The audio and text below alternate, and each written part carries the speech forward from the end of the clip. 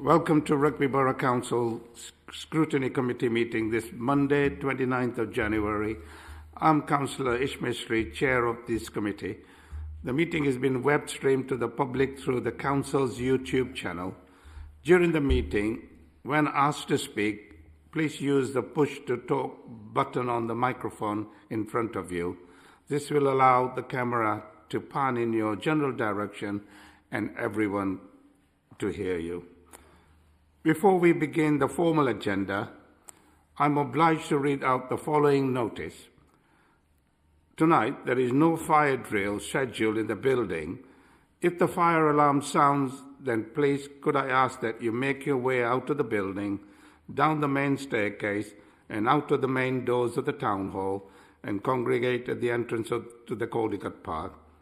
An officer of the council will give instruction on when it is safe to return to the building. And ladies and gentlemen, moving on to the agenda, first item of the business is to approve the minutes of the meeting held on the 20th of November. Can I ask for a mover? Thank you. Seconder? Right. Those in favour? All right. I will sign as true record. Thank you.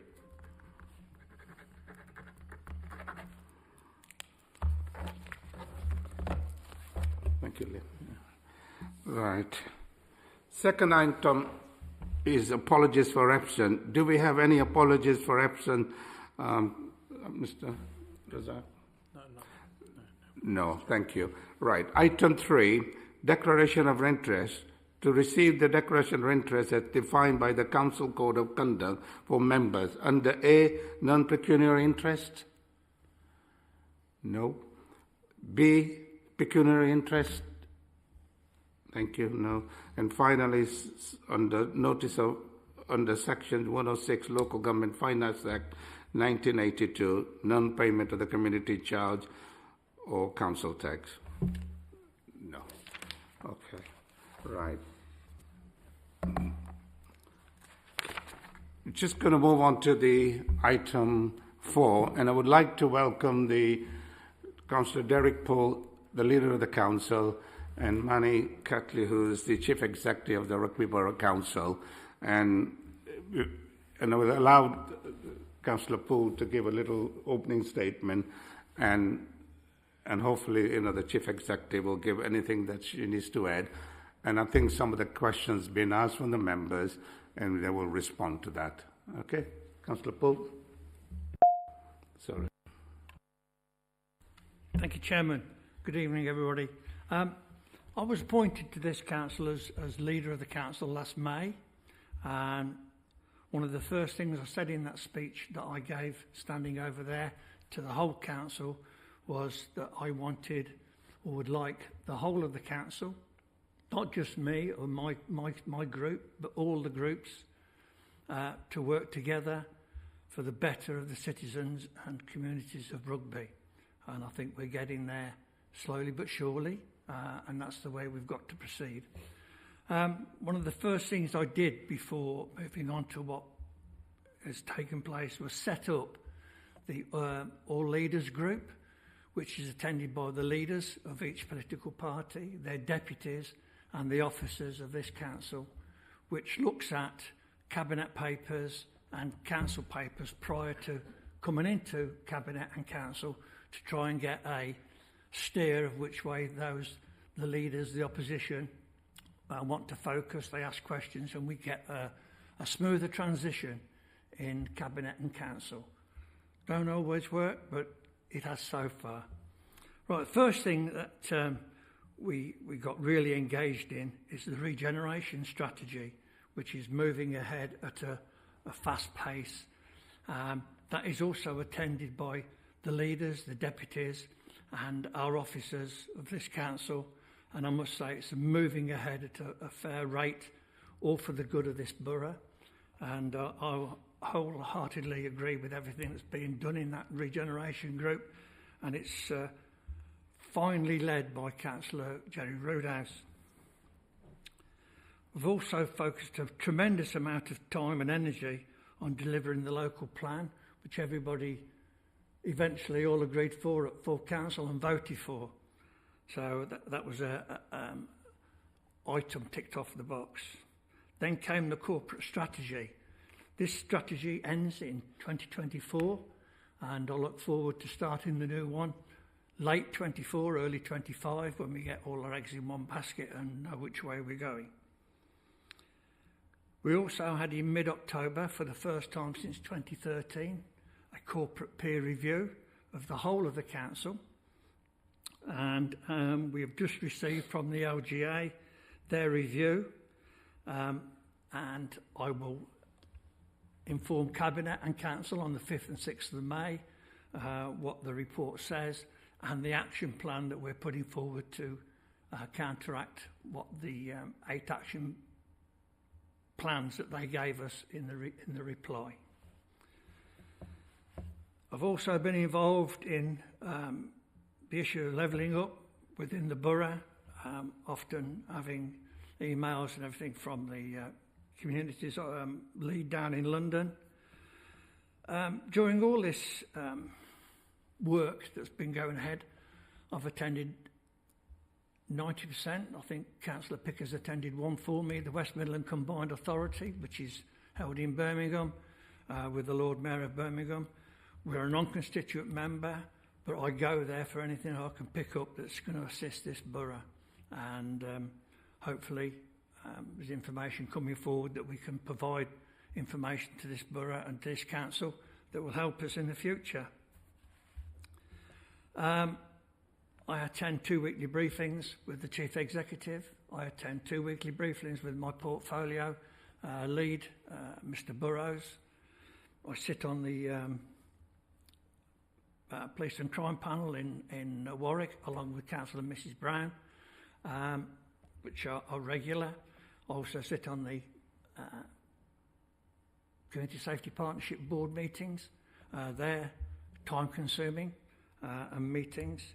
I also attend my parish council meetings, which I'm lucky. There's only 4 and one annual. Colleagues opposite or on the right-hand side attend many more than 4 that I've got. And I try to attend the parish council, but sometimes my parish council coincides with meetings here. Briefly, that's what I've done in the last 8.5, 9 months. Thank you, Chairman.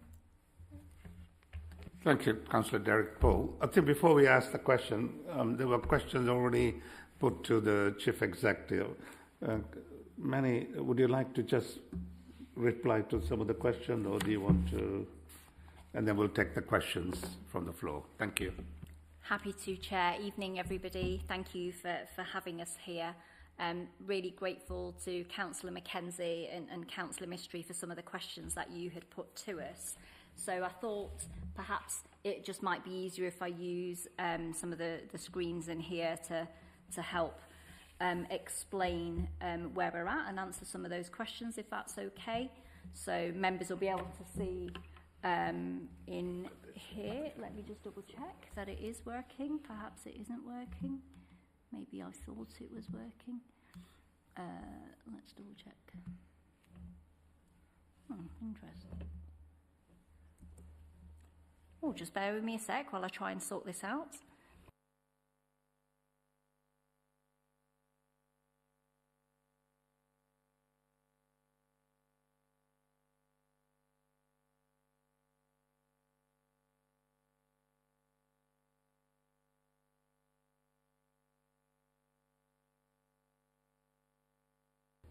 Just for the record, can you just bear with it? It's just a small technical problem.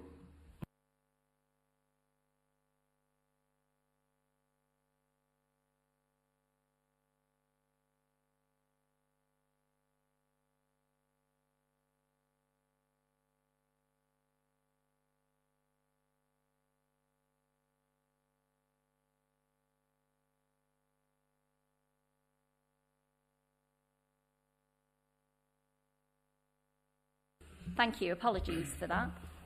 So I know some of the questions focused around where the council's got to in relation to its priorities and our performance against that. So members will hopefully be aware that what we have is the Council's corporate strategy delivery plan, which is published annually in the summer. And so I wasn't proposing to go through it in a huge amount of detail here, but just to kind of give you a little bit of context that members will hopefully already be familiar with. The document itself is centred around the 4 outcomes of the corporate strategy, focusing on the climate change and the environment, economy, health and communities, and the organisation itself. And then what you'll find within the document is, in each section, we do a summary of the key objectives under each of the overarching outcomes that members have agreed as being our key area of focus over the 4 years. And then what you'll see against each one is a summary of some of the key achievements and activity that's taken place in the preceding year. So as I say, I wasn't proposing to go through it, but annually how we've worked to date is we produce a backward-looking report showing how we've achieved against those particular outcomes. Beyond that, we then have where we're going next. And as Councillor Poole has just highlighted, we're coming to the end of the existing corporate strategy in the current year. And so what we'll be doing post-elections is working with all members on a new corporate strategy, on those new priorities. Something that we'll be including within the new strategy is a key focus on measures of success.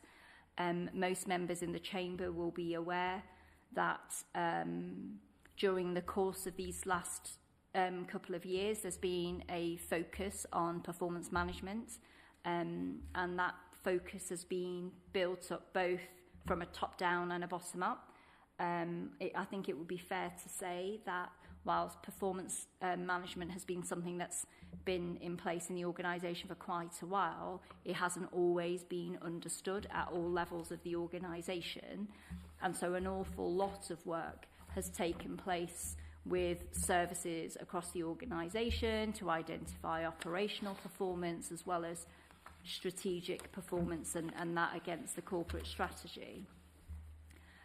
So for the new strategy, not having had an embedded performance management culture in the organisation previously, there'll be a specific focus on what those measures of success look like against whatever members deem to be the priorities moving forward. So, Chair, another question that was put to us as officers was around what complaints look like in the organisation. So I've got a summary here.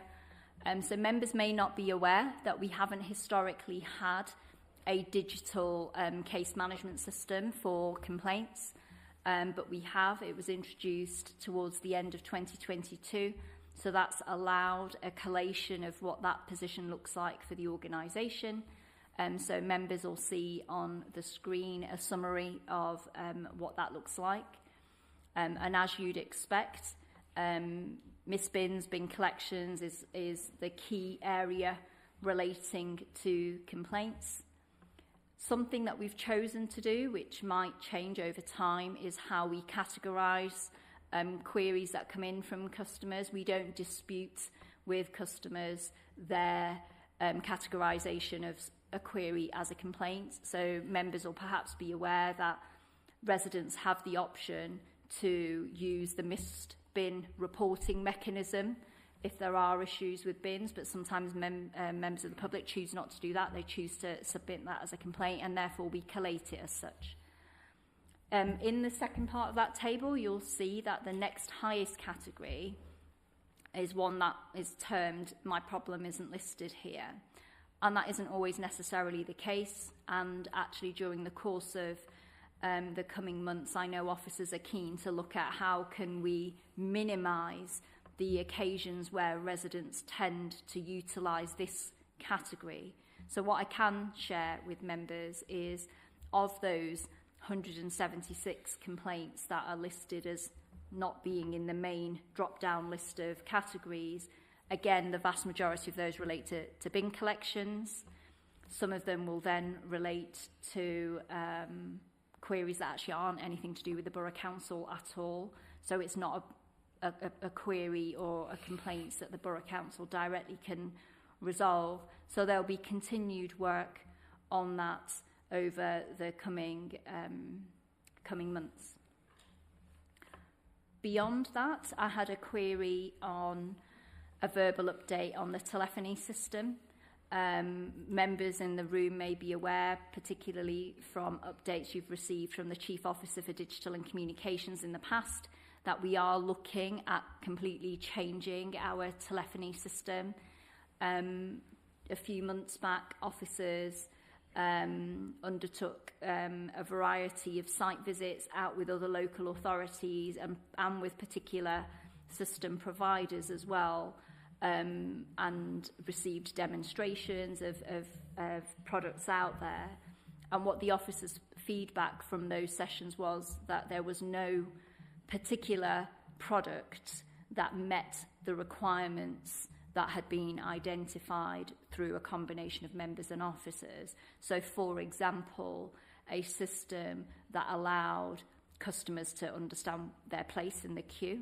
And whilst those products exist in other industries, it was not something that was readily available in the sector from that feedback.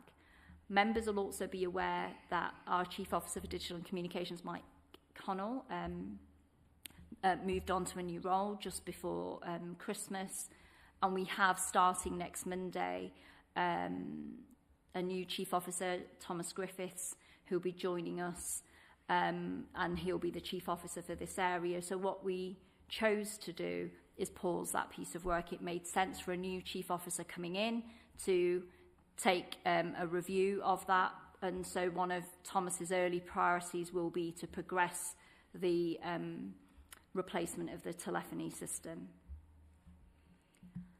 Another one of the queries from yourself, Councillor Mystery, was around where the organisation's at in relation to the dashboard, etc. I've got a couple of links here just to show members really briefly where you will find such information. So this is the Council's website. It's our new website that was launched just before Christmas. There's a section here which focuses on performance and strategy. This is the public-facing website. So here's the annual report I was referring to earlier. And here we have the performance dashboard.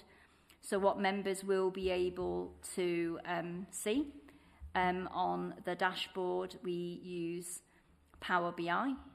So as well as it being published to the public, what you also have is this is also included in the quarterly reports that are presented to Cabinet, and all members have access to those papers that are presented to Cabinet. I wasn't going to go through this in any specific detail, but what we have is the dashboard focuses on two specific areas. We have actual key performance indicators, and what members can do is filter by portfolio or by service and have a sense of whether those particular measures are quarterly or annual, and you can see what the situation looks like across the quarters. But in addition to actual performance indicators, we also have key statistics.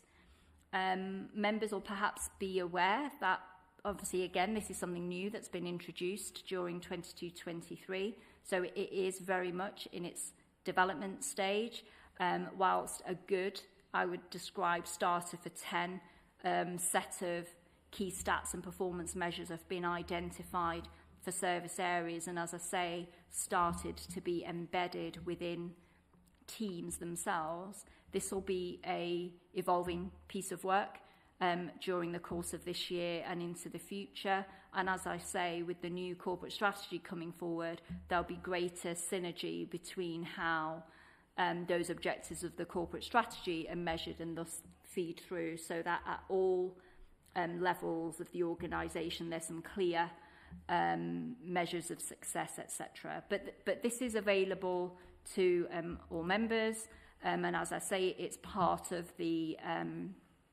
pack that is presented to Cabinet on a quarterly basis, and therefore members have access to that. And also perhaps members might have missed it. In December, as part of your fortnightly member communications, there was a tutorial. I can click on it, but I wasn't planning on letting it play, which is a tutorial specifically on the performance dashboard. So if you were to click play, what it'll do is it talks you through how that performance dashboard works that I just had up. So it can talk you through how to do the filtering, etc., for those who are perhaps less familiar with Power BI. So beyond that, Chair, there were some specific questions, like there were queries that you had put to us around analytics of some of our social media and our websites. I haven't got any more slides on that. I thought I could give a verbal update on some of those. So members will be aware that we have got a new website now, so there's a lot more tracking facility available across the council's new website, but that actually did exist in our previous website also. But some of our microsites, so like the Net Zero, which is a microsite off our main website, didn't have those same tracking tools embedded within it. That is something that officers are currently in the process of including.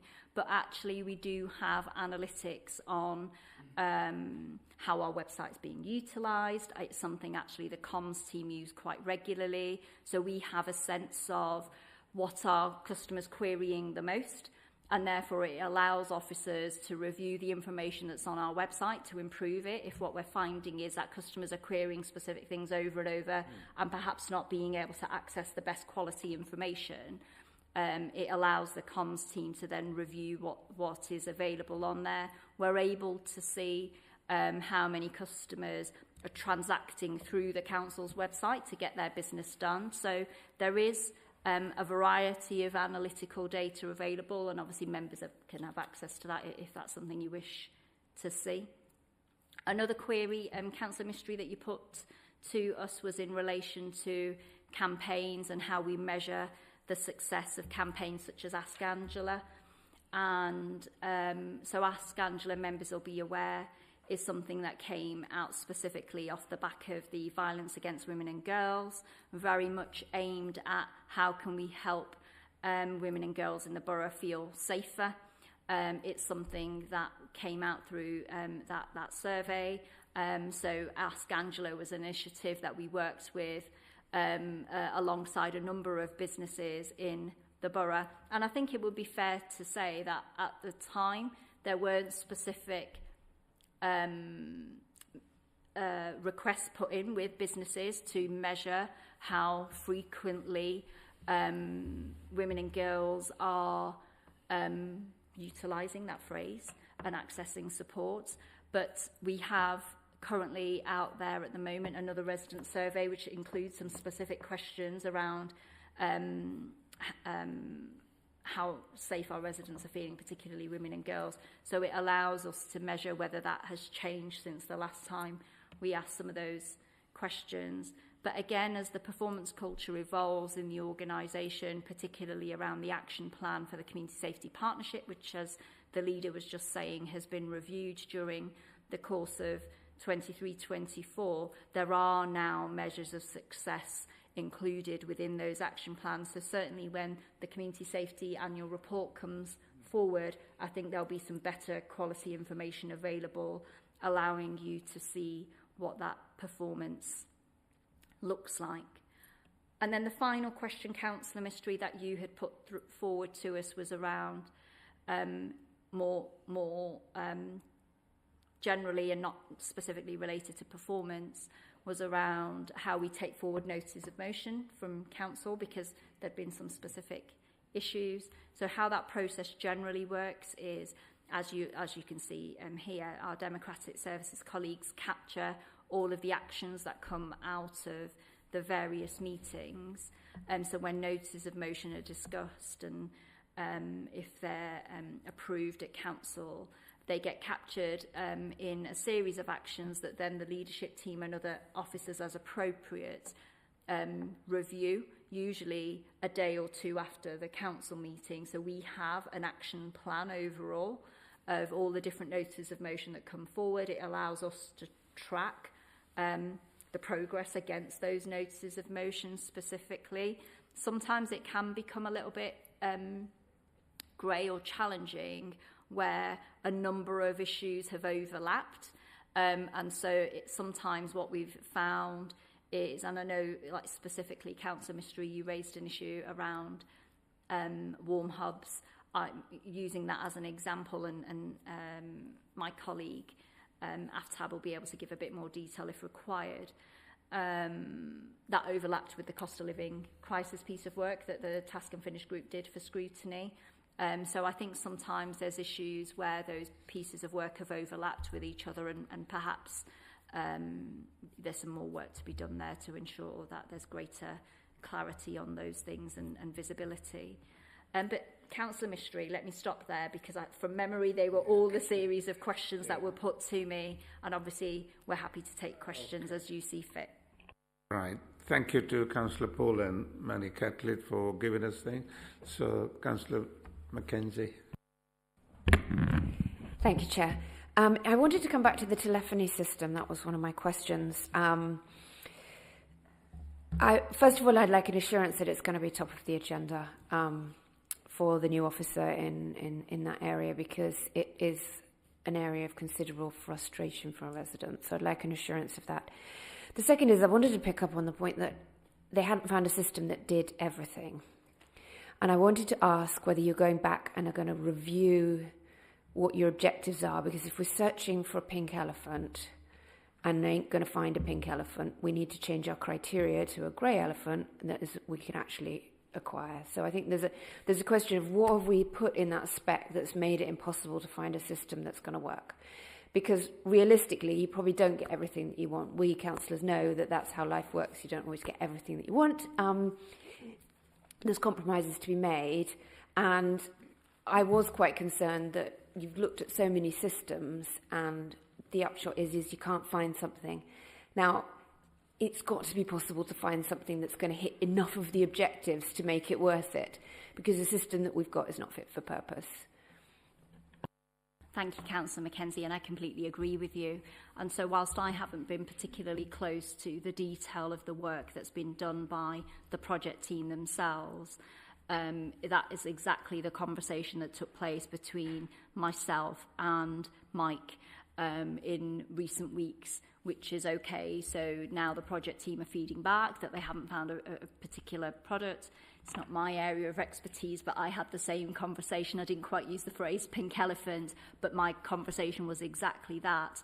Is our list of expectations reasonable and realistic? Or are we asking for something that might not exist out there? And so what we concluded was that would, and hence I can give you assurance that would be a priority for Thomas to take forward, with a view to reviewing what that specification looks like, if necessary, working with members again, but equally looking at it from a lens of whether there's opportunity to make better use of artificial intelligence in amongst the direction of travel that we're going in also.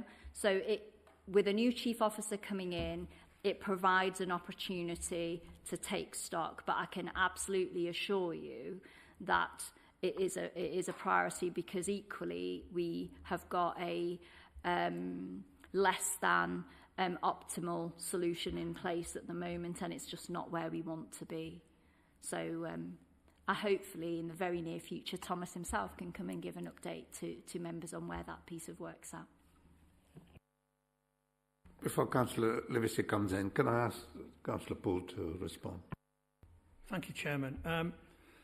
I haven't spoken to the Chief Exec today because I've been busy over at Leek Button with Councillor Brown. Their telephony system was worse than ours 4 years ago, until they broke alliance with West Mercia. They are now at Stuart Ross House at the cost of £28 million, completely new control room, and their 101 is worse than ever worse than our system, ever. and now they've got the 999s down to 9 seconds, 10 seconds, and the 101 system is being upgraded every week. So I shall speak to the Chief Exec to ask over at the control room what their system is, and if there's any advice they can give to our Chief Exec and to our new officer that may assist in providing a decent telephony system. Thank you, Chairman. Thank you, Councillor Paul. Councillor Livesey.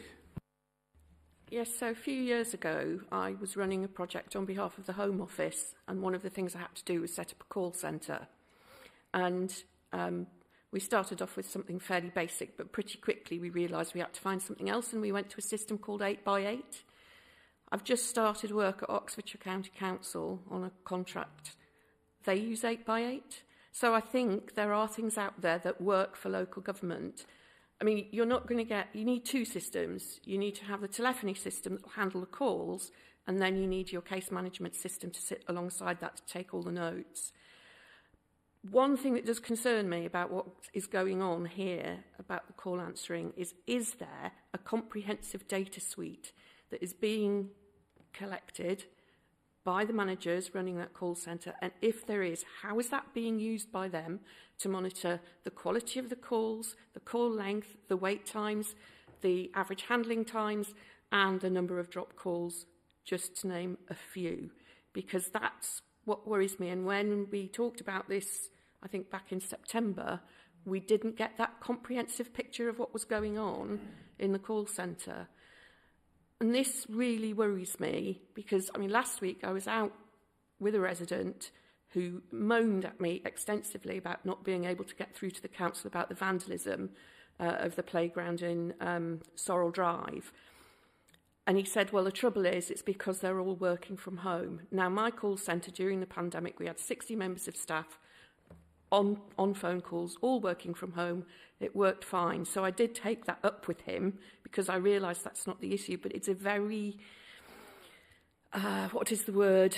A very attractive thing for people to reach for and to then denigrate the council staff. And I think we really need to start getting on top of that. And I'm sure there are improvements in performance that could be made before we go out and spend a load of money on new systems. Councillor Livesey, firstly, thank you. I appreciate the clarification you've provided to the resident. I agree with you wholeheartedly. Sometimes it's a bit easy for some of our residents to make sweeping statements that aren't factually correct. So thank you for that. Really helpful feedback there. So, I mean, certainly I'm not familiar with 8x8, but it's something that I'll put on our Chief Officer's radar. I'm sure he'd welcome having a conversation with you around the work that you've done previously.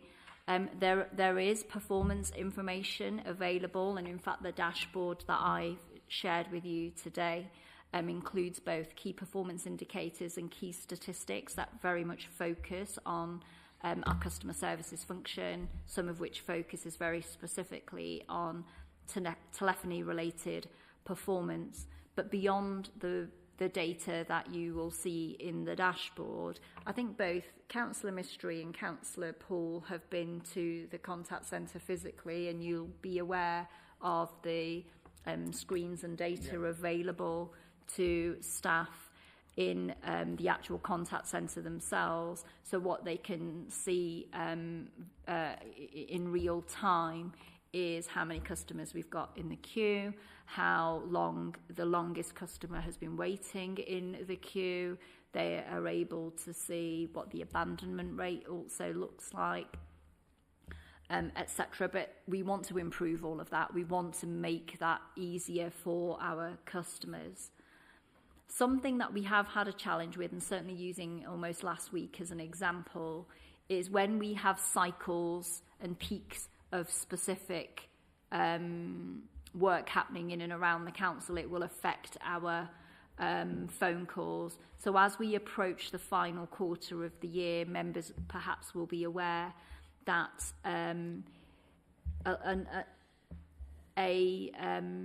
overview is taken of customers' debt profile. So if we've had customers who are approaching the end of the financial year who are in significant arrears with the year's bills. A lot of reminders, where appropriate, court summons notices are served. And so as we enter into the final quarter of the year, that was a peak in activity at the start of this calendar year. And as you would imagine, that generates a lot of phone calls. So certainly when we coincide with those peak times in performance, in demand, there can be a longer wait time, because as you can imagine, a lot of customers will automatically contact the council upon receiving reminders, etc. So what we try and do in those instances, whilst we have a better solution in place with a new system, is to use our social media and the council's website. In fact, if you go to the council's website today, you'll probably see across the top there's a bar saying that we've got a high volume of calls, kind of please bear with us. Through a new system, we want to alleviate that. We want to be better than just simply putting a message out there. But at the moment, colleagues are trying to work within the constraints of what is available to us. But as I said to Councillor Mackenzie, it's in my opinion, a suboptimal system, and it has to be a priority for us to get that right. Thank you. Councillor Parker, Councillor Brown, and then Councillor Raven. Thank you. Thank you. I agree with everything that's been said about the importance of the telephony system. And we were given assurances in September when Mike came to us as head of service that this was in place.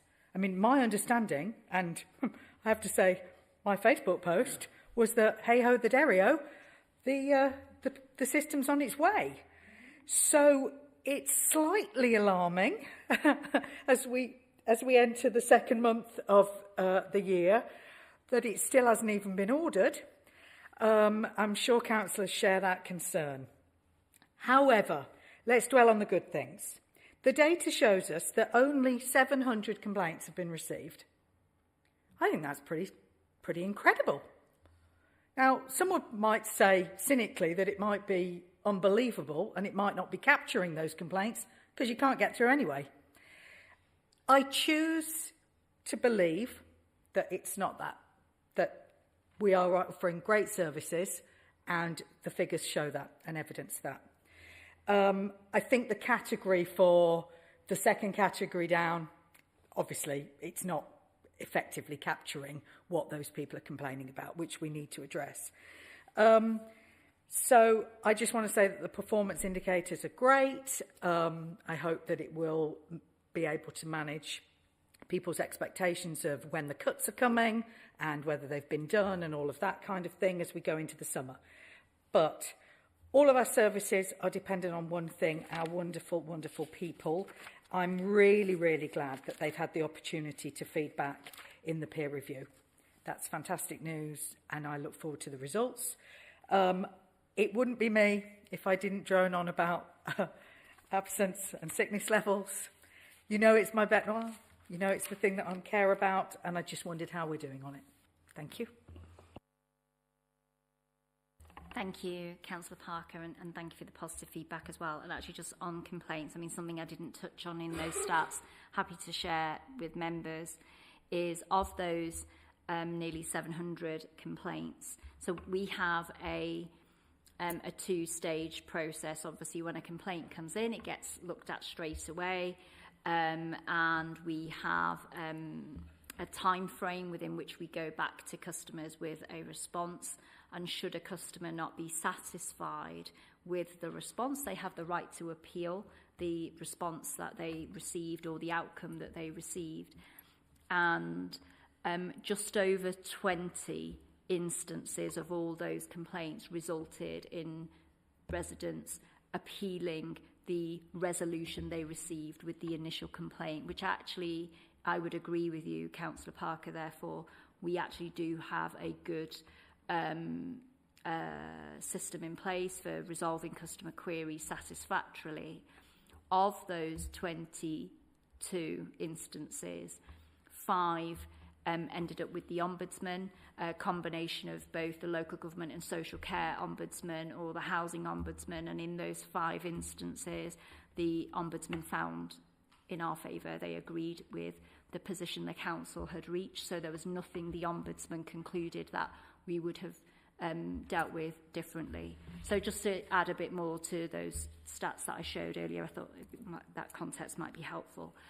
So coming on to sickness, completely agree. It's a huge area of concern for us also, and it's something that we as a leadership team look at on a monthly basis, something that we're currently progressing as part of our performance management evolution, if you like. Is it's great having targets that are set internally, it's great benchmarking our performance against our targets, but actually how do we compare with our peers?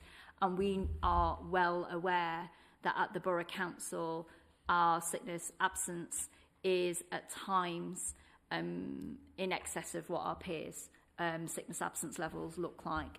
So there's a piece of work currently that colleagues have been asked to review behind the scenes. I don't yet have the outcome of that, which is to understand what are we doing differently, or what should we be doing differently that perhaps we're not. Because I'd like to say we have a number of different support options, etc., are available to staff to access to support them with their sickness absence, but I think there's a number of considerations for us. Some of those considerations are a number of the long-term sickness-related absences are for serious issues that we have no control over, issues such as cancer.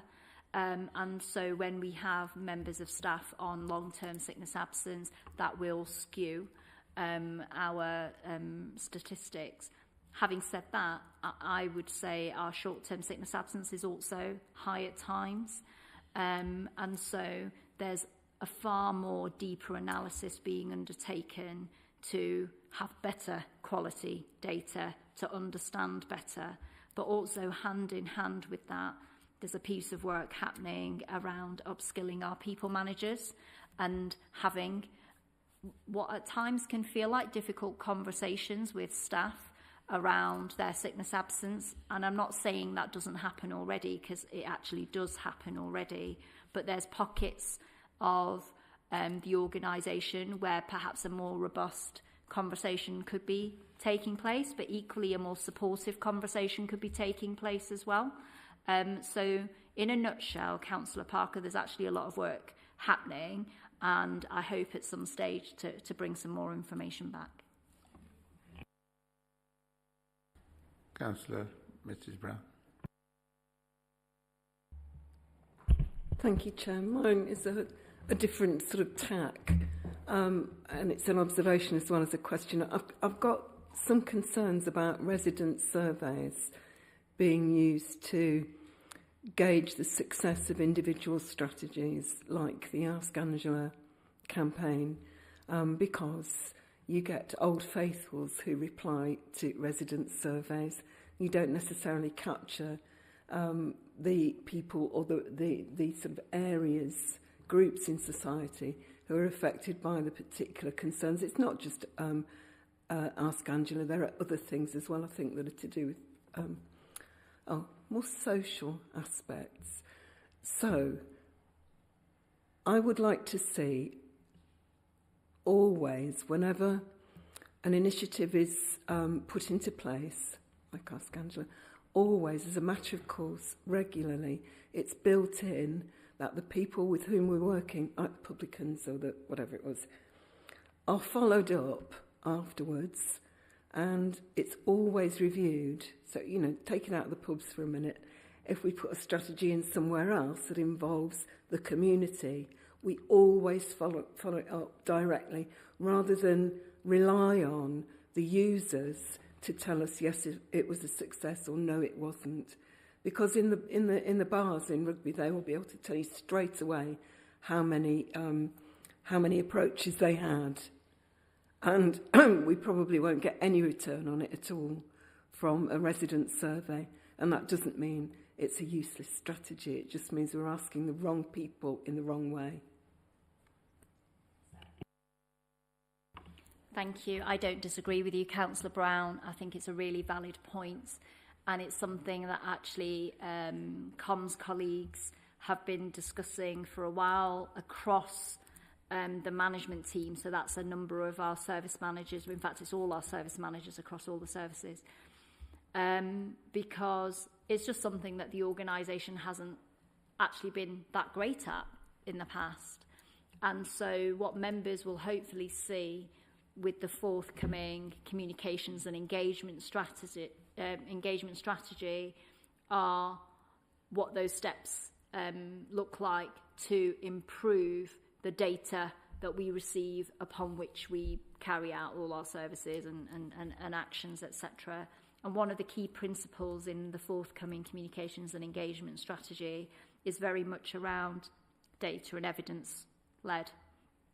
And so we agree, whilst it's always great to have generic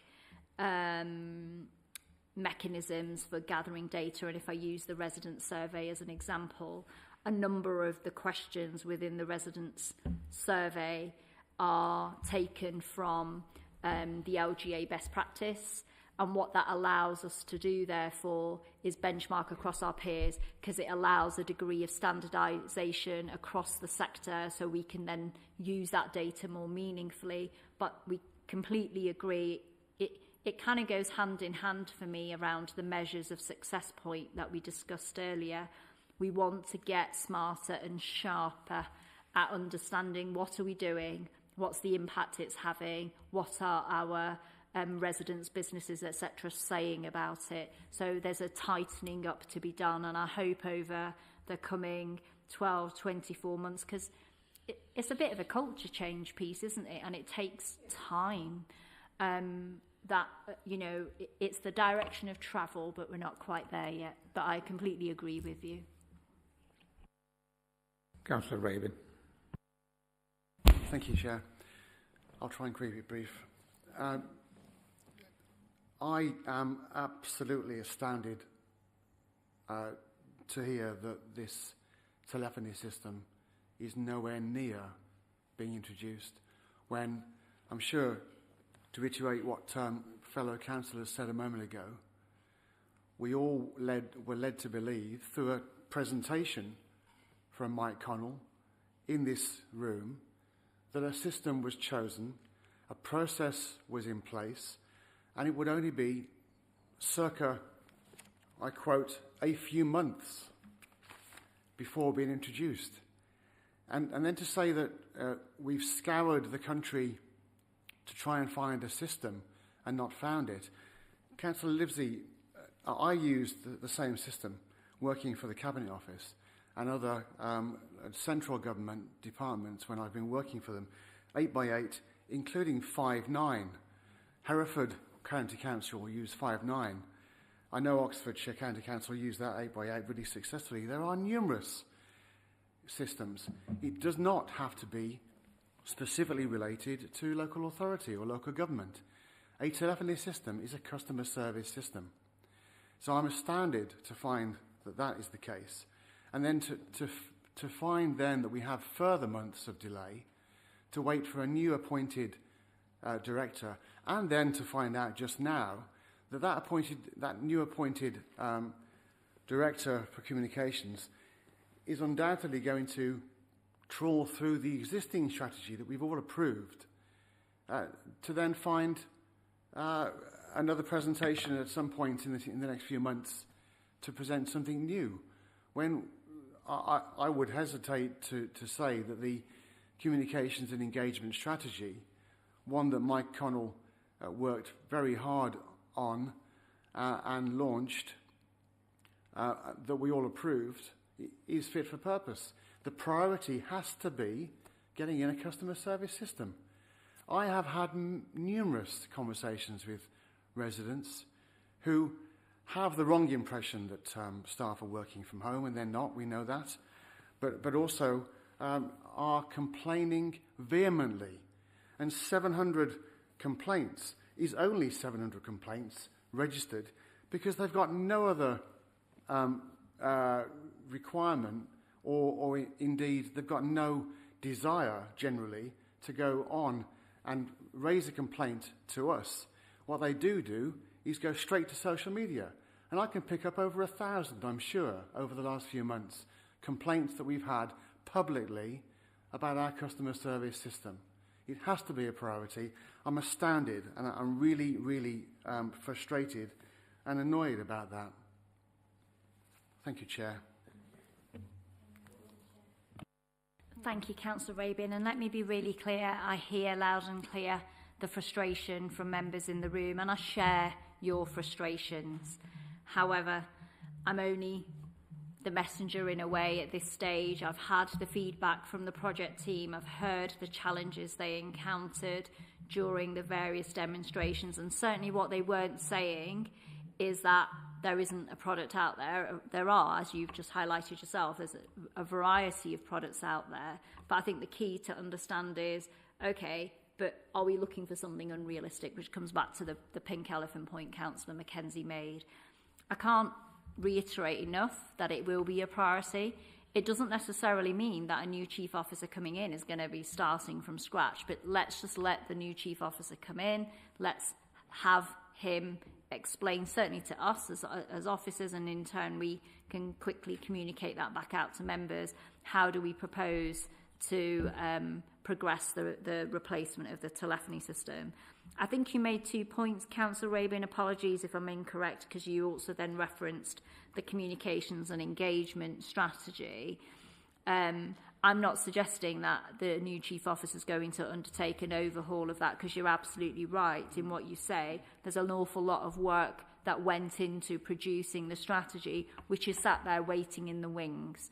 We just think it's always a respectful thing to do, an opportunity for somebody new coming in who is literally then got to own that and take it forward and work with their teams to deliver on that strategy, that they be given an opportunity to ensure that that's something that they're fully behind.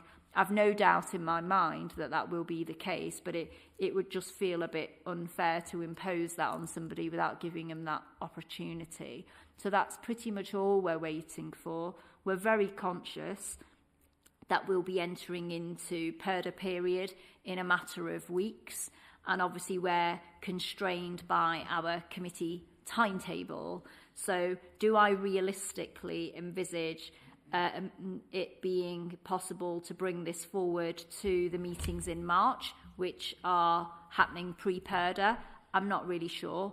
The new chief officer's only starting next week, and obviously we would want to think he wants the opportunity to meet with his teams, understand the challenges, understand from members the challenges, so that he can be sure that those things that are being proposed, be they a new system, be that a strategy, reflect those challenges and seek to address them. I think perhaps we're going to be struggling to do that in time for those meetings pre-purdah, but certainly post-election we'll be lining up those pieces of work to bring them forward if indeed there are decisions to be made by members. And certainly as officers, wherever we can, we'll work with members behind the scenes if we need to take urgent decisions on specific matters so that we can keep business moving. So we'll try looking at all ways to keep things moving, Councillor Rabin. Hopefully that gives you some reassurance. Councillor Livesey, do you want to come back? And then Councillor Toby Lawrence, please. Yes, so I wanted to ask a question on a different subject. So today I had a complaint from a resident of Eden Park to say that Borough homes were grubbing up a hedgerow between phase 2, which is already built and occupied, and phase 3, which is being built. And this was to improve drainage. I contacted the chief of the person in charge of enforcement, and she spoke to other people, and it came back that Borough Homes had in fact got permission to do this. But I just want to know, how do we ensure that strategies that are agreed, that have a kind of an overarching effect, and I'm thinking in particular of the climate change strategy here are then taken on board and implemented by officers when making kind of highly operational and specialised decisions, because this is a mature hedgerow. You know, it's ripped out in hours and it's gone forever. Now, it may be that there was no other option. I don't know. I'm not involved in any of that. But I can tell you that the residents are very, very upset. And I personally... Well, but I think it's a general term, Councillor Mystery, in terms... I'm talking about a particular issue, but it has a general impact. We have these overarching strategies, and we have officers making day-to-day decisions, perhaps not relating that to the strategy. So how do we bridge that gap, really? Thank you, Chair, and thank you, Councillor Livesey. My instinct tells me that actually there's an awful lot of consideration given to the objectives and strategic direction of travel when those operational decisions are made. And I think kind of you probably hit the nail on the head, Councillor Livesey, in that there will always be unavoidable scenarios that actually where we don't wish to go, but actually there's no viable alternative. I don't know the specifics of the particular case that you make. I'm happy to take that away, liaise with colleagues behind the scenes and come back with a more detailed response, but using a similar example. And I think, again, it for me, it's really closely linked to the comms and engagement strategy piece. I'll use the example of the Bike Place pre-Christmas. Obviously, members will be aware that we had the groundbreaking ceremony, and hand in hand with that particular scenario was the removal of some of the trees on the site. Now, it all formed part of the planning application that came forward. There was no avoidable option for removing mature trees, and it isn't pleasant to be removing those mature trees. Some of them were really very lovely, but it'll always be a last resort. It will always be a balance against, okay, well overall, what are we trying to achieve here? What can be protected at all costs? What is wholly unavoidable? And then where we have to take decisions that aren't really ideal but are unavoidable, how do we seek to mitigate against some of that impact? And the reason I say it comes back to the comms and engagement strategy, I feel like we did ourselves a disservice by not putting out there that, using Bike Place as an example, there's a 2-for-1 tree replacement on that entire redevelopment. So it is not ideal to have been removing those mature trees, but the resultant redevelopment will have twice as many on that site. And actually, it's really important at an earlier stage we communicate that. It helps take some of the emotions out of the scenarios, but actually also demonstrates the responsibility with which we collectively make decisions in this chamber. So I take your point, and on that particular Bloor Homes one, I'll come back to you. Okay, thank you, Councillor Lawrence, and I'll then wrap it up. Thank you. I think I'm back to telephony again. I apologise. I think my fellow councillors have probably said enough about it. I think I have to express my personal opinion. This is very disappointing. I think we all are disappointed by this. I think where I'm most disappointed by is the fact that we probably have at least a 6-month delay now. We talked quite carefully in September that we had a short window to hit. And that was, we had to do something in January, February, maybe March. It isn't about Purdah, it's about the fact we're going to get an enormous number of calls because we have a peak. And I've had at least 3 complaints to myself personally about not being able to get through to the council. So the number of 700, I don't believe that number. I think it's a hidden number. I think it's much higher because people aren't able to get through. Okay? So I think we've all agreed it's probably the number 1 priority, doing something. But the problem that we've got now is we're going to go through 6 months of problems now, probably, because it's going to be at least 6 months before we get an answer. So we have to have a strategy of how we're going to deal with that. And also, it sounds like we want to go for simple solutions.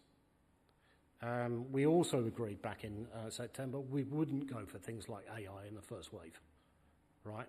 Those all have to be in wave 2, wave 3 or something like that. Keep it simple, get it out, get something working and efficient.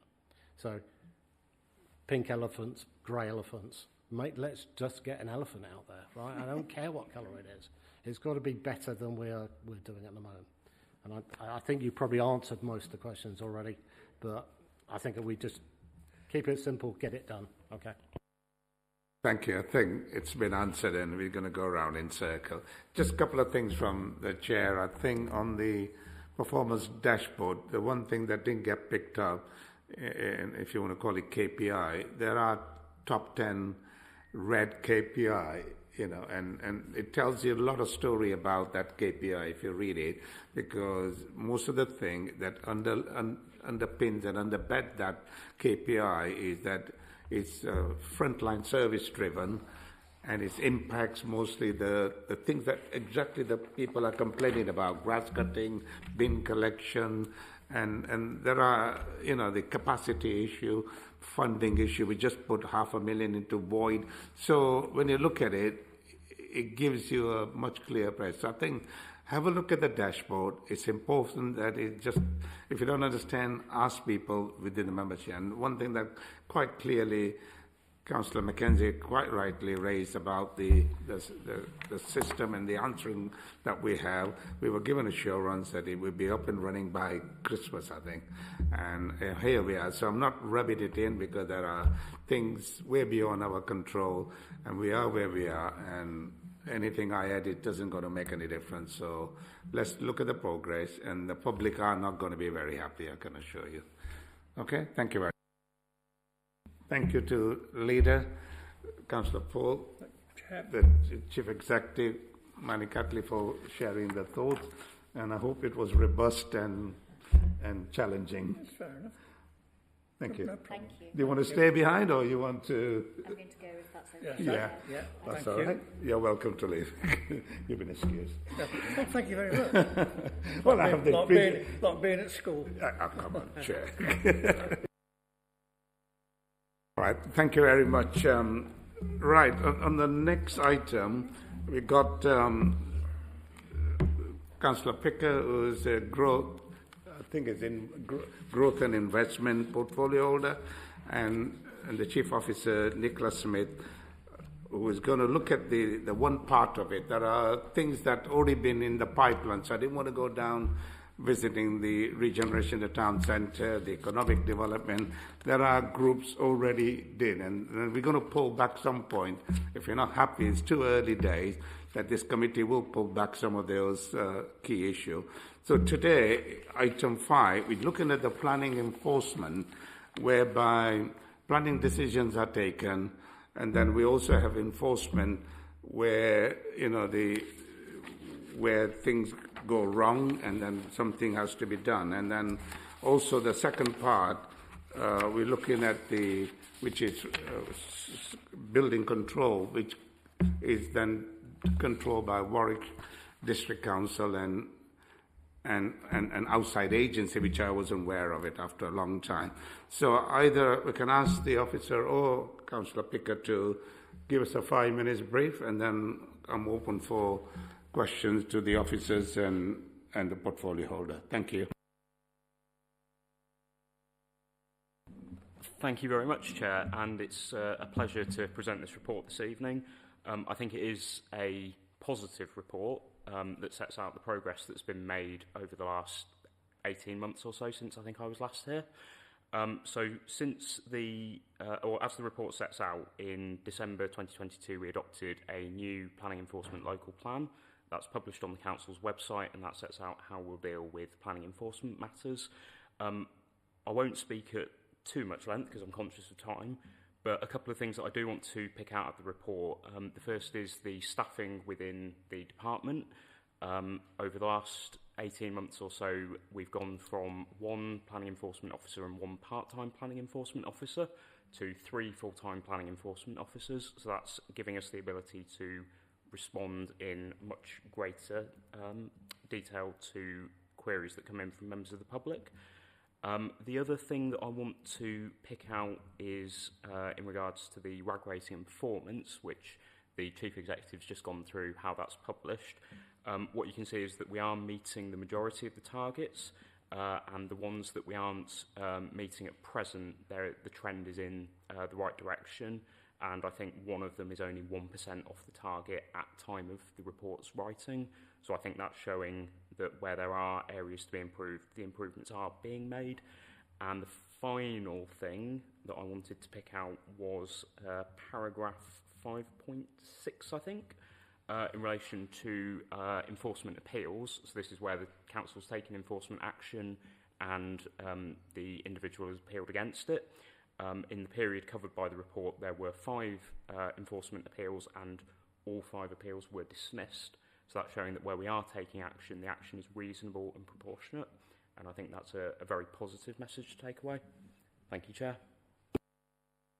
Thank you. I open the floor. Councillor Mackenzie. Well done. Sorry, of course, it's another question from me. I had kind of an observation stroke, slightly a question, which is why on earth do you have a KPI, which is number of enforcement cases received, when this is entirely outside of your control? It's to be able to monitor the resources. So it's that we employ our staff based on a set amount of work. So it's monitoring the amount of work that's coming in so that we can monitor whether we've got sufficient resources to deal with it. We have a similar performance indicator in relation to number of planning applications received, which again, we have no control over, but it's for both managers and for members to be able to look at what is the demand on the service, is that demand going up, and then also if performance drops but demand has gone up, you can make that correlation between the two.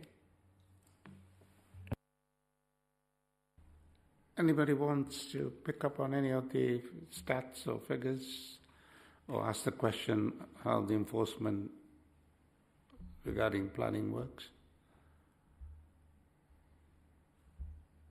No. Can I just wrap it up? And probably it's something that I asked because I've learned a lot. Chief officers know last sort of 6 months ago, I pick up a case in a saga of Mrs. Smith and how, the planning application given, fine, they abide by it. Then you put enforcement, whether you enforce it or not. And then you go into building control, whether they follow, which is not in your control. And then you get into the environment where, things go wrong and it's somebody else's. And then you go to damaging your property. It becomes, civil matter. And then when it all falls apart, and the latest one is in that saga, hope you pick it up, it's become a tip. There's 50 bags, black bags been now thrown at it.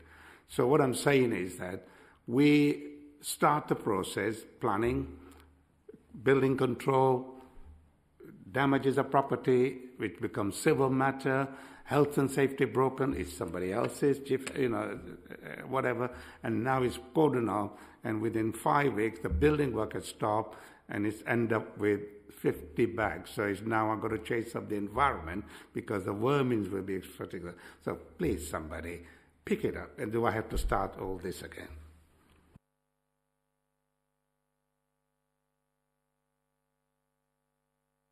Councillor Mackenzie. Thank you, Chair. I wanted to ask another question, actually, which was in looking at the number of cases that we get. So I'm just looking at the table in Table 2, and total number of cases worked on in say, July to December. You had 354 cases, which seems quite a lot, of which 4 went further. Am I reading this right?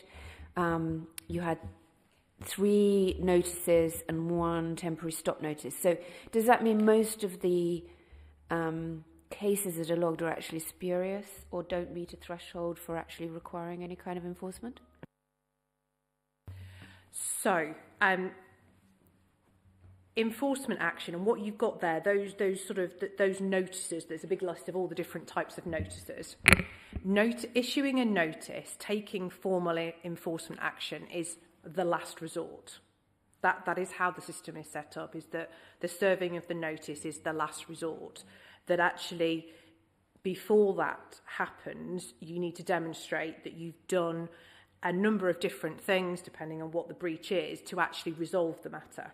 Now, it might be that we've had an enforcement complaint and it's coming and it's not a breach of planning control, which are quite a lot of complaints that we receive are not actually breaches of planning control. It might be a highway matter, it might be an environmental health matter, it might be a civil matter.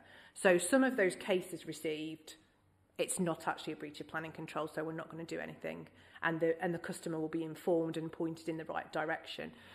Some of those will be cases where there is a breach of planning control and it's not considered expedient to take enforcement action because the bar is that it's got to cause harm. So, there might be something, a window might be 10 centimetres to the right compared to the approved plans.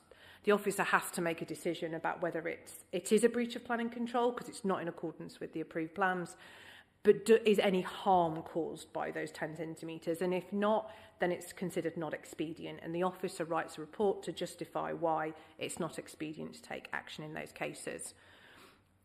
Then the ones that are actually breaches of planning control and it's expedient to take action, the first point of call is to speak to the person who's committed the breach and give them the opportunity to remedy the breach. And in lots of cases, they will remedy the breach, and therefore we don't need to take any further action, and we close the case. If they have a breach planning control and they don't want to remedy the breach because they actually want to, shall we say, they've built an extension that needs planning permission, they don't want to dismantle it, they are given the opportunity to apply for planning permission. So in those instances, they may apply for planning permission, it's retrospective planning permission, and we consider it in the normal way against the policies in our local plan, and that might get planning permission. So again, there's no need to take any formal action. So it's only after you've gone through all of those that out the other side comes those cases that we actually need to serve an actual formal enforcement notice on. So that's why we receive a very high number of cases, but actually the number of notices served is relatively low. Some of that has been due to the lack of resources in the team to actually progress those cases, to actually serve the legal notice, because it is a notice that we serve in connection with the legal and governance team. But actually, that number is pretty normal for a borough of this size in terms of the number of notices received, because it should be the last resort. But what I want to very, very clearly stress is that I, as the Chief Officer and the Chief Planning Officer, and my officers have no issue whatsoever in serving enforcement notices where there is a breach of planning control and where it's expedient to do so. May I just do a follow-up onto that, in which case I think this table and perhaps the statistics trust would be well served if we could have a bit more of a breakdown of that 300 and whatever it was, so that we know that 20% of the workload is redirect them because it's not actually that. And that's a half an hour job. Yes. Versus how many you've actually, because once you get to the planning enforcement, you're talking about there's been substantial numbers of hours of work.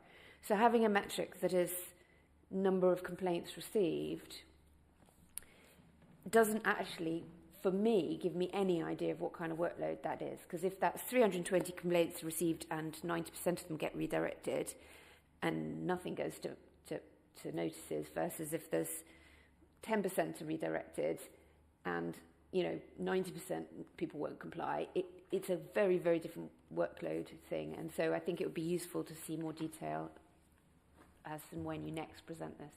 Yeah, and we absolutely have that data, because sitting below the KPIs and the PIs that we present to members, we also have kind of internal performance indicators and key statistics so that we can actually monitor all of those things. And if you go up to table 1, obviously there you've got, it will tell you there how many, the time we took to determine whether there was a breach of planning control, whether it's expedient to take action, and where we serve, and where we take enforcement action. So we actually know the cases, because we have to know the cases to be able to come up with those statistics. So within our own internals, we've got all of that. So I'll absolutely put that in the next report to you on this. Any more questions? No. Can I just wrap it up with just to follow up from Councillor Mackenzie? How often do you actually go out and proactively check the site, see if they're complying, like big people, like developers? Or do we have the stats for that? How many, take Holton and place it? Do you actually check in to see whether they are breaching any of the rules, or you don't bother? Enforcement action and the enforcement service is discretionary on part as a council function. The resources that we have are to deal with the complaints that we receive. The resources are not about a proactive enforcement service, because we do not have the staff to do that. And actually that is normal across local authorities across the country. The other issue is that actually our rights to access property have to be based on we've received a complaint. We cannot use our rights of access just to walk onto any property in the borough just because we feel like it. So in terms of taking proactive enforcement action, it either has to be done on major sites where we do have ongoing discussions with the site manager about construction management plans, about dust, about road sweeping, about deliveries, routing of deliveries. So that's an area where we do proactive enforcement. And in terms of specific areas of concern that members have raised in relation to HMOs, and that they have not complied with those conditions, that our enforcement team have got a record of the applications that have received consent to become a HMO, and they do monitor whether those conditions have been complied with. But that's a very targeted, proactive area of which we do have the resources to do it.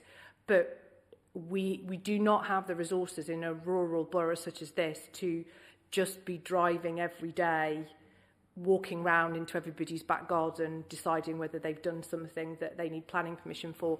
And to be honest, I don't think our residents would accept that either, because it is private property and we do need to have a reason to enter it.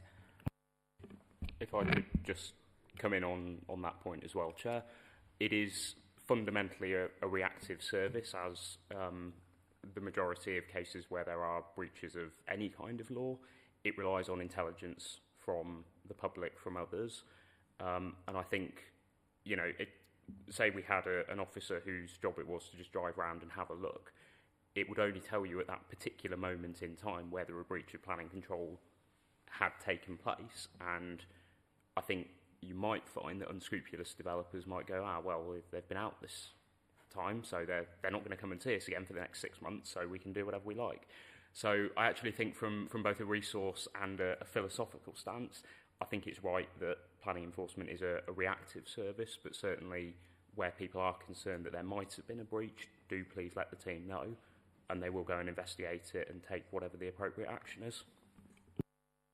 Okay, thank you very much. I hope that we can get some answer tomorrow, Nicola, regarding Mrs. Smith Avenue Road 1, because there have been a planning that's been refused, a part 2, and it's causing, maybe they'll be appealing against the question that I asked, and now it's just become a refuge tip. Yeah. Just through you, Chair, perhaps it's just worthwhile for the portfolio holder and chief officer just to address the wider point where there are developments and whether they're being developed on or whether they're derelict, whereby there can be a source of fly tipping, and how we address that as a local authority. So, as planning enforcement, we can only take action against where there's been a breach of planning control. So, what you've described, I'm not aware of the case. I don't know if you've logged it with on the enforcement. But if it's as you described, in terms of there is rubbish on the site, then that is not a breach of planning control. If we received a complaint, we would first of all point it in the direction of our environmental health colleagues to find out whether there's something under their legislation that they can do something about. But it isn't, the rubbish element isn't a breach of planning control. I understand that. I'm just making a point how we create a process of planning, we create building control, we have, health and safety. All I'm trying to say, a process starts and the outcome isn't very good to the public. That's what the public is asking. They don't know what I'm trying to understand the process. I'm just shouting aloud that what people out there complain about the service, the call center, or the rest of it. Yeah, that's what I'm trying to make a point. So I know I'm going to pick it up with David Burrows. Yeah, but all I'm saying is something that I started. I've written 20 emails. You know that. Yeah, I've gone through. I'll pick it up and I'll send it again. Okay. Anyway, any more questions? All right. Thank you very much, and you're welcome to stay. That's all right.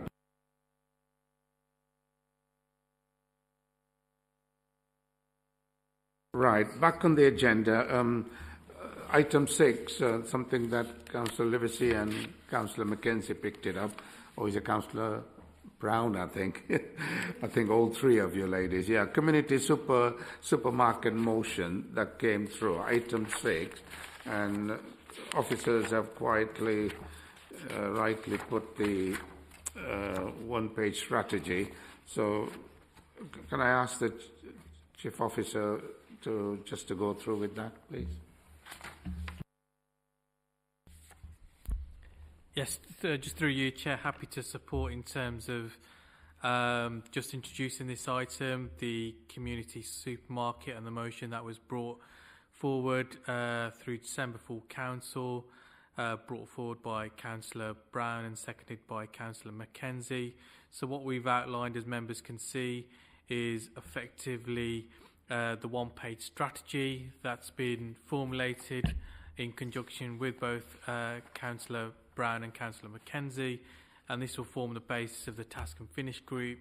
So if members are happy with the one-page strategy, then the task and finish group can be formed, and thereafter usual process whereby a report will be brought back to the committee in terms of the findings of that task and finish group. I just ask if you're happy with it, or do you want to add anything that you feel appropriate before we move forward? So it's fine as it stands. Thank you. Thank you. Shall I just take that we move forward with that? Okay. Thank you.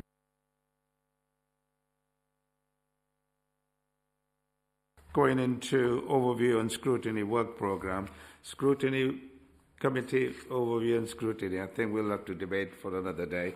Can I just go through item there, still sitting on the task group, that we look at the one at a time. Let me just get it there. Right, the first one is access to, I'll ask the officers to feedback and go through. On the current review, we got access to emergency health care provision, which has been led by Councillor Sanderson, I believe, yeah?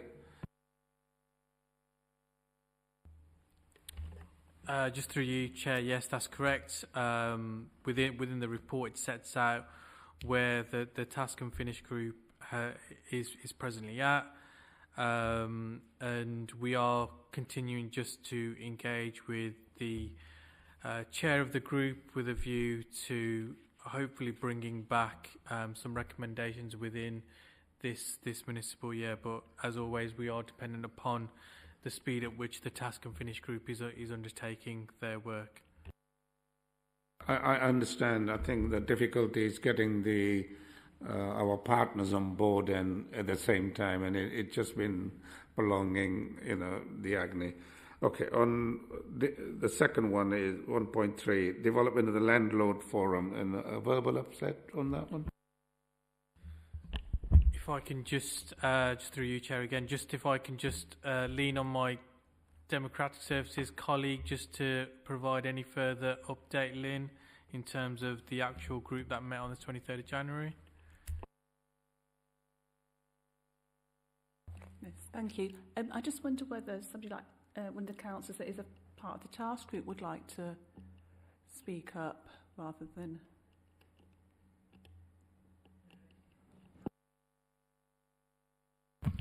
So we did meet last week, and we've agreed to do some preparatory work with a view to holding a meeting in September, October time, if we can, a sort of exploratory meeting. But what we want to do first is to update the website to have specific information that's useful to landlords, and then to leave that to run for a few months so that we can actually see what the demand is and how many people are actually accessing that information.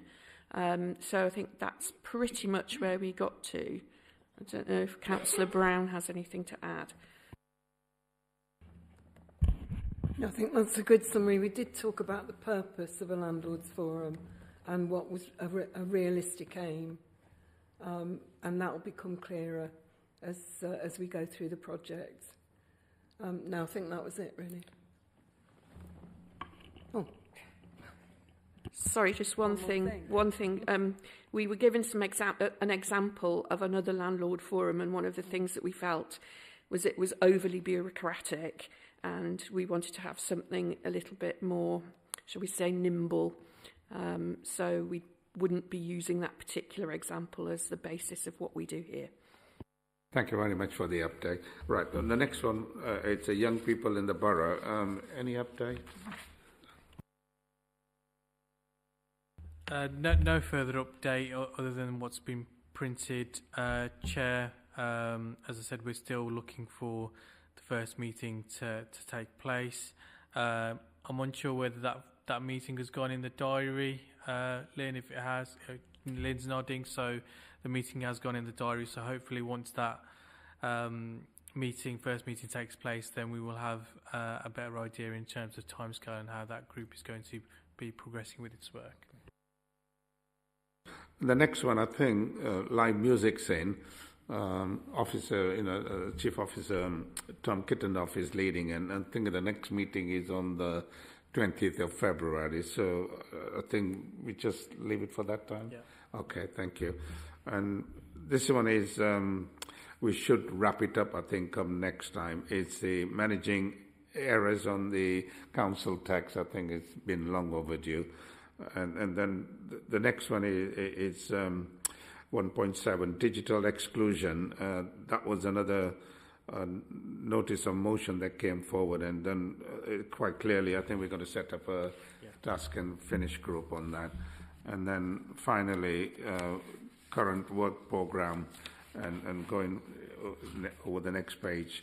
I don't know if we want to add anything. Can I just remind members that because of PERDA, we have brought back forward, I should say, the scrutiny meeting, that instead of meeting in April, we're going to meet, I think you had an invite on the 5th of March, because it was clashing with the Cabinet on the 11th. So Cabinet on the 11th of March and the full Council 13th of March, and in hindsight we moved the scrutiny to 5th of March. So we still have an open debate without PERDA on it to talk about any topic here. So it gives you that. So is there anything on the... sorry, Councillor Toby. It's really from the debate we've had today about Tiffany and things like that. I worry that if we don't keep an eye on it, it's going back. So whether we can get something in the agenda for getting some update on that subject. Happy to respond in terms of Councillor Lawrenson. Clearly, the telephony system is a system, is a priority for this council. It's a priority for this scrutiny committee in terms of visibility. What I can suggest is that we have perhaps a standing item on each and every scrutiny committee, whereby an update is provided to ensure that there is that continued visibility within this committee of the progression of that telephony system. I did say I think we need to bring it back to this committee regardless, because I totally agree with all the members, and they're sad to hear disappointed, because what happens in the public domain on the Facebook, it's just not pleasant, and it's so much of it, you lose track that our reputation is thrashed every day, and I think we need to put it right, that the system is up and running, because quite rightly, Councillor Nia. Chair, just a very quick point. I think it would be interesting to know what options are available and the costs, so that members could have a look at what is available out there, so we can see what it involves, what we get for the money, because obviously we've got to look at the costs as well of what we're trying to provide and what's worth the money. Before officer comes in, can I just say, you got a new officer, we don't have a system, and what I need to do when he comes, I would like to have a meeting with the deputy chair, with the new chief officer, with Aftab, and say, can we just reiterate exactly what you members have said and how strongly we feel, so before he gets his feet under the table, he'll be standing up quite rightly. Okay?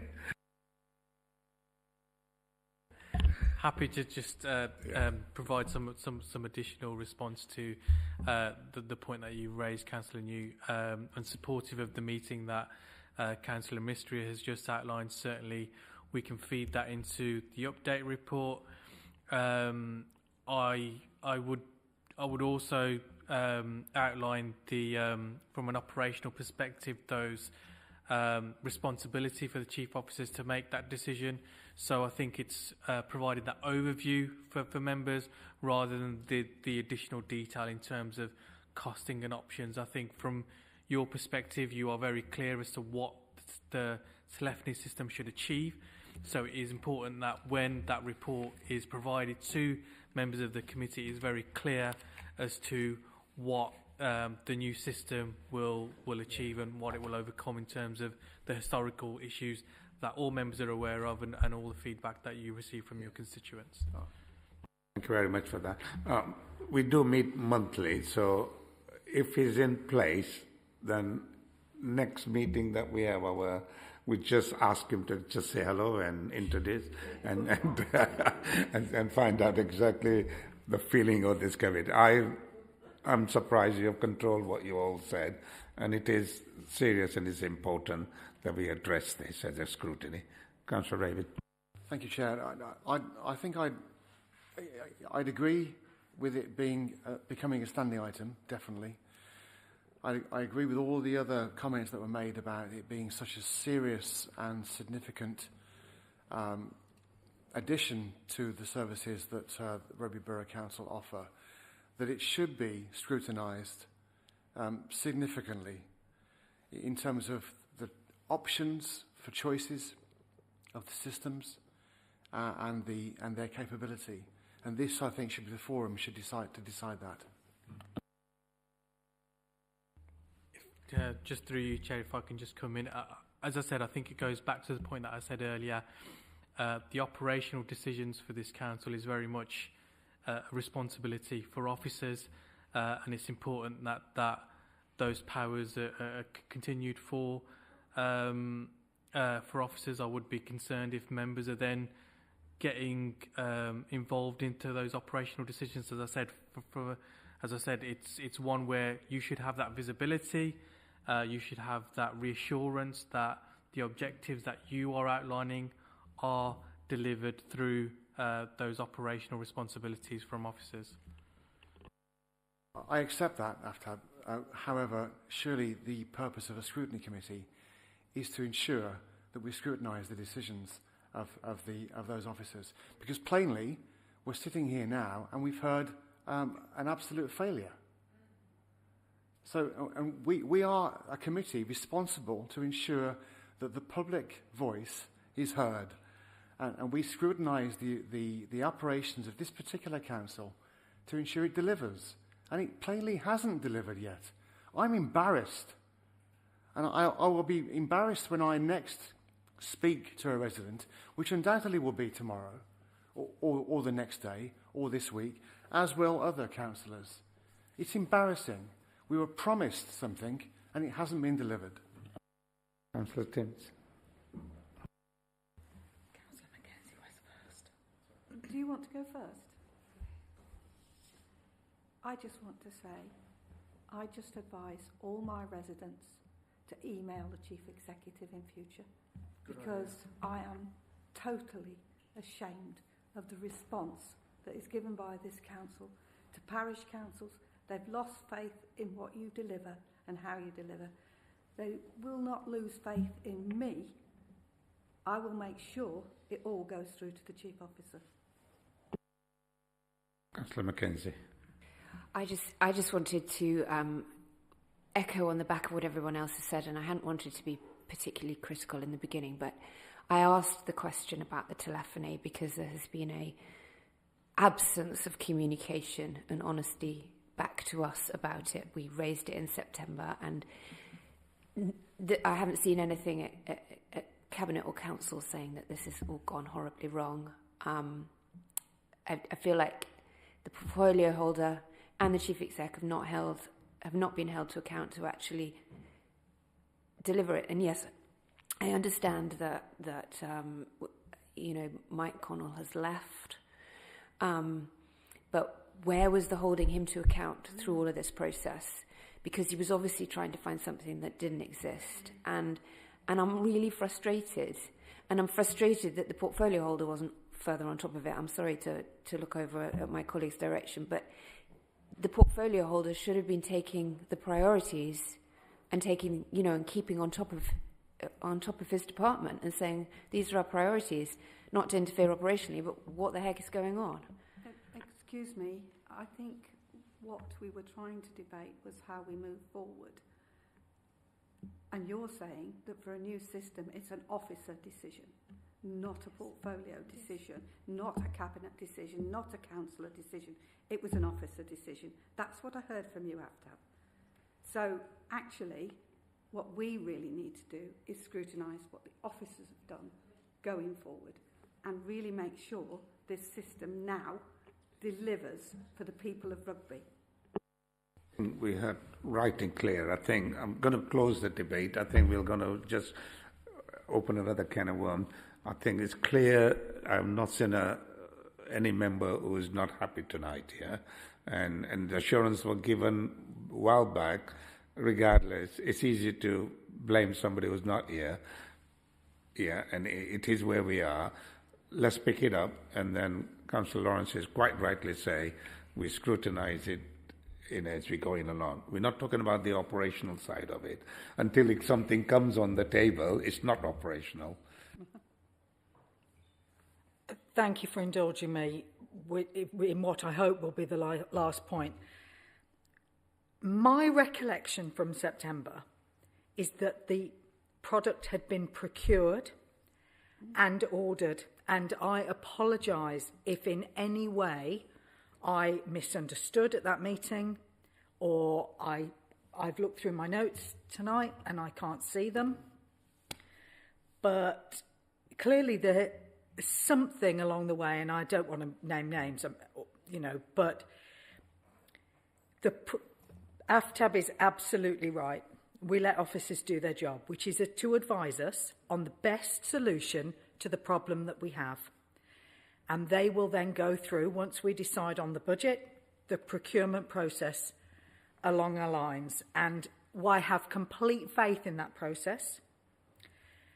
But tonight, I am embarrassed because I shouted from the rooftops about something, and clearly we were premature, and we must have misunderstood. Or, okay.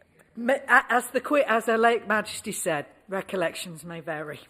Just through you, Chair. I think the first point is to make is that we are very well aware of the priority of this telephony system, and that has been made very clear tonight in terms of the views of all members of this committee. What I would also say that when with the portfolio holder and the chief officer attended back in September, an update was given at that point in time. Certainly there was no misleading of this committee, and I think we just need to make that point clear, just to reassure members on that point, because I think that is very important. But as with any large scale projects, things do move on, and we do hit those buffers, those speed bumps, whatever you want to call it. But it is important that telephony system is fit for purpose and the right decision is made. And that will happen going forward. You've heard from the Chief Executive today in terms of the priority, and thereafter the priority that will be delegated down to Chief Officers. And as I've said, it is important for members to have visibility of that telephony system. You've heard the Chair in terms of having those meetings outside of this committee, and I can see the wide consensus of this committee is that there will be that standing update to ensure that that continued visibility is maintained. But I just wanted to reassure members that it is a real priority, and certainly myself as an officer sitting at this committee has heard that loud and clear. So I'd like to just jump. I'm sorry, Chair, please. I've just gone back to the minutes of the meeting in September, and it does say that it's anticipated the system will be procured in Q3 and operational in Q4. So we were really assured that it was coming down the line. No,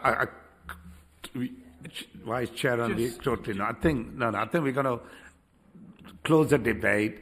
I would like to thank the officers. Thanks to all the portfolio holders, the leaders, and the committee. Thank you for your input, and at least we are biting now a little bit and getting into the swing of doing things properly. You know, this is what the role of the scrutiny. Any items you feel, you don't feel comfortable, bring it back here. Yeah. Okay. Thank you very much, and I'm going to wrap it up. Yeah. Good night.